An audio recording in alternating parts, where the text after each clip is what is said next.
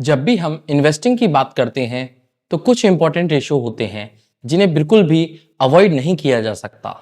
Ratio analysis की इस series में हम समझेंगे इन्वेंट्री टर्नओवर रेशो के बारे में।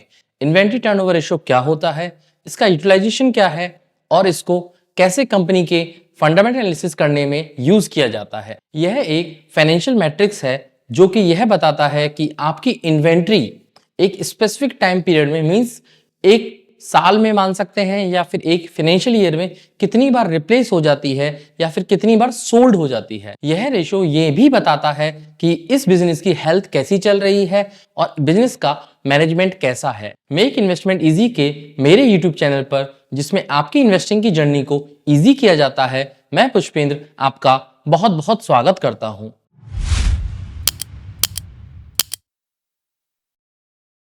इन्वेंट्री टर्नओवर रेशो में सबसे पहले आपको यह समझना होगा कि आखिर इन्वेंट्री क्या होती है। किसी भी फाइनल प्रोडक्ट को बनाने के लिए जो रॉ मटेरियल की जरूरत होती है उसको पहले से इकट्ठा किया जाता है और इकट्ठा करने के बाद ऐसे ही बहुत सारे प्रोडक्ट होते हैं जो केमिकल उसमें यूज हो रहा है, जो फर्नीचर उसमें यूज हो रहा है या फिर जो मशीन यूज हो रही है, वो सारी चीजें जो उस प्रोडक्ट को बनाने में लगती हैं, रॉ मटेरियल से लेकर फिनिश प्रोडक्ट तक, वो सारी चीजें इन्वेंट्री कहलाती हैं। अगर कोई कंपनी प्रोडक्ट नहीं बनाती है, आपको सर्विसेज प्रोवाइड कराती है, तो वो सारी सर्विसेज जिसको बनाने में कंपनी को टाइम लगा, उस टाइम का जो भी टाइम कंज्यूम किया गया, यहां पर वो इन्वेंट्री कहलाएगा। तो इन्वेंट्री टर्नओवर रेशियो का फॉर्मूला क्या होता है, आइए समझते हैं। इन्वेंट्री टर्नओवर रेशियो का फॉर्मूला होता है inventory turnover ratio equals to cost of good sales divided by average inventory. अब आप कहेंगे कि कॉस्ट ऑफ गुड सेल्स क्या होता है, आइए इसे भी समझ लेते हैं। कॉस्ट ऑफ गुड सेल्स वो होता है जो भी कॉस्ट लगी है उस स्पेसिफिक पीरियड में उस रॉ मटेरियल से उस प्रोडक्ट को बेचने में। शायद आपके समझ नहीं आया होगा, मैं वापस से क्लियर कर देता हूं। जितना भी सामान या गुड्स सोल्ड हुआ है उस पर्टिकुलर एक स्पेसिफिक पीरियड में या फिर उस पर्टिकुलर फाइनेंशियल ईयर में, और यहां पे हमने एवरेज इन्वेंट्री से डिवाइड किया था। अब एवरेज इन्वेंट्री क्या होती है?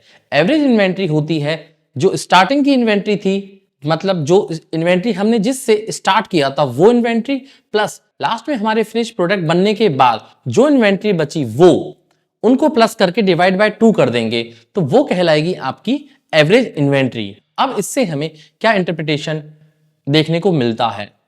सीधी सी बात है, अगर इन्वेंट्री रेशियो हाई है, बहुत ज्यादा हाई है, मींस 10 या 15 गुना है, तो इसका क्या मतलब है?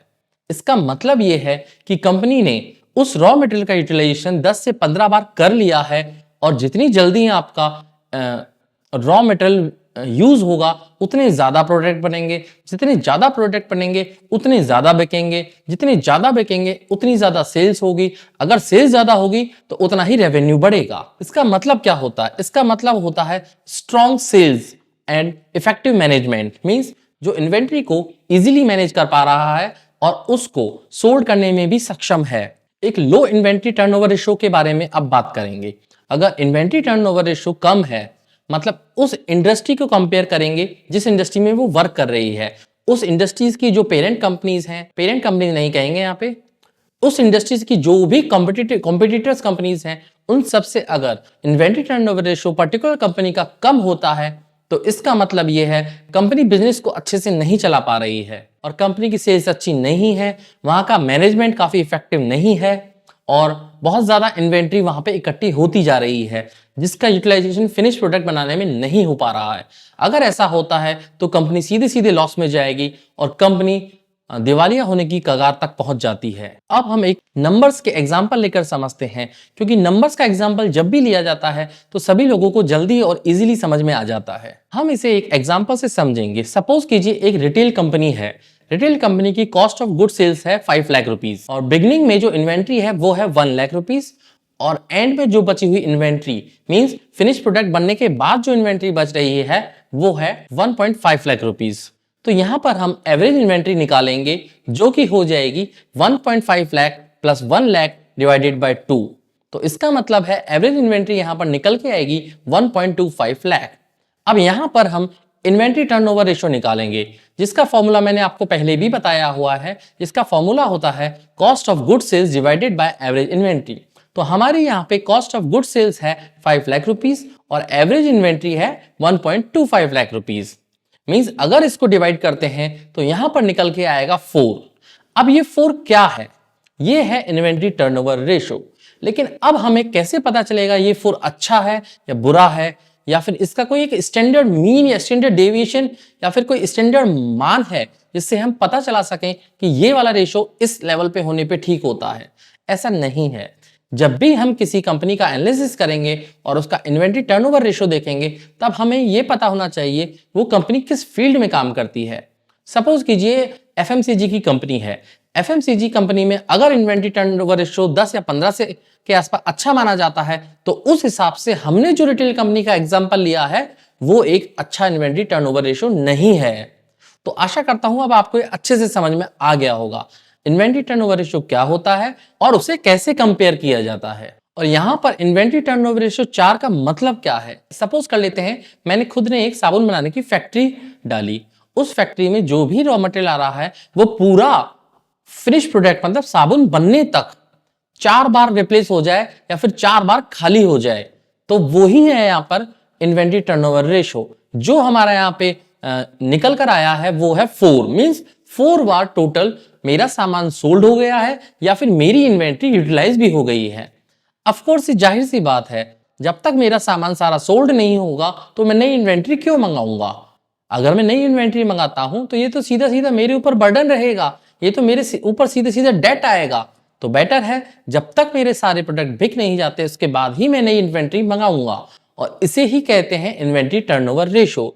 ये काफी इंपॉर्टेंट रेशो है। हमेशा हमें ये बात ध्यान रखनी है कि इन्वेंट्री टर्नओवर रेशो को आप उस पर्टिकुलर कंपनी की इंडस्ट्री से ही कंपेयर करेंगे नंबर 1, या फिर उस पर्टिकुलर इंडस्ट्री में जो एक बहुत अच्छी कंपनी है या फिर वेल एस्टेब्लिश कंपनी है उसको बेंचमार्क मानकर आप उसे कंपेयर करेंगे। कई बार क्या होता है कि कई कंपनीज के पास इन्वेंट्री बहुत ज्यादा मात्रा में होती है। तो जब इन्वेंट्री बहुत ज्यादा मात्रा में होती है इसका मतलब ये नहीं है कि उन्होंने इन्वेंट्री को यूटिलाइज कर दिया। इसका मतलब ये है कंपनी का मैनेजमेंट उस इन्वेंट्री को इनफ यूज नहीं कर पा रहा है और मैनेजमेंट इनएफिशिएंट है, मतलब सफिशिएंट नहीं है। तो यहां पर कंपनी को देखना होगा कि मैनेजमेंट को चेंज किया जाए, या फिर कस्टमर की डिमांड हाई होती जा रही है तो यहां पर हम स्टॉक आउट मींस अगर सारे प्रोडक्ट हमारे बिक जाते हैं तो स्टॉक आउट हो जाएंगे। तो यहां पर मैनेजमेंट की इनएफिशिएंसी को समझाता है। तो इससे भी आपको समझ में आएगा कि मैनेजमेंट एनालिसिस में हम और क्या क्या देखते हैं। मैंने मैनेजमेंट एनालिसिस के हालांकि वीडियो बना रखे हैं, अगर आपको ऐसा लगता है कि हमें वापस बनाने की जरूरत है उससे पहले आप मैनेजमेंट एनालिसिस का डिस्क्रिप्शन बॉक्स में नीचे दिए गए वीडियो को पहले देख लीजिए, उसके बाद ही हम कोई नया वीडियो लेकर आएंगे। इन्वेंट्री टर्नओवर रेशो किसी भी बिजनेस की या फिर किसी भी कंपनी की इन्वेंट्री को मैनेज करने में और मोर इफिशिएंसी से यूज करने में और कैश फ्लो को ऑप्टिमाइज करने में और ओवरऑल इफिशिएंसी को इंप्रूव करने में बहुत काम आता है। आशा करता हूं आपको ये वीडियो या फिर इन्वेंट्री टर्नओवर रेशो अच्छे से समझ में आ गया होगा। अगर अभी भी आपको कोई प्रॉब्लम है तो मैं एक और वीडियो बना दूंगा और मुझे कमेंट बॉक्स में कमेंट कीजिएगा। अगर अभी भी आपको कोई प्रॉब्लम है तो इन्वेंट्री टर्नओवर रेशो को मैं और डिफरेंट तरह के एग्जांपल से समझा दूंगा। आशा करता हूं इन्वेंट्री टर्नओवर रेशो आपको अच्छे से समझ में आ गया होगा। अगर आपको अच्छे से समझ में आ गया है तो प्लीज मेरे वीडियो को लाइक कीजिए, शेयर कीजिए और मेरे यूट्यूब चैनल को सब्सक्राइब कीजिए। और अगर आपको कुछ समझ में नहीं आता है तो कमेंट बॉक्स में कमेंट करना ना भूलें। और प्लीज मुझे आपकी काफी जरूरत है। अगर आप मुझे सपोर्ट करते हैं तो मैं इसी प्रकार के नए नए वीडियो लेकर आता रहूंगा, क्योंकि मेरा चैनल अभी छोटा है, लेकिन मैं जितना सीखता हूं और जितनी मुझ में नॉलेज है मैं कोशिश करूंगा वो पूरी आपके साथ शेयर कर पाऊं। बस आज के लिए इतना ही, विदा लेना चाहूंगा। Signing off. जय हिंद।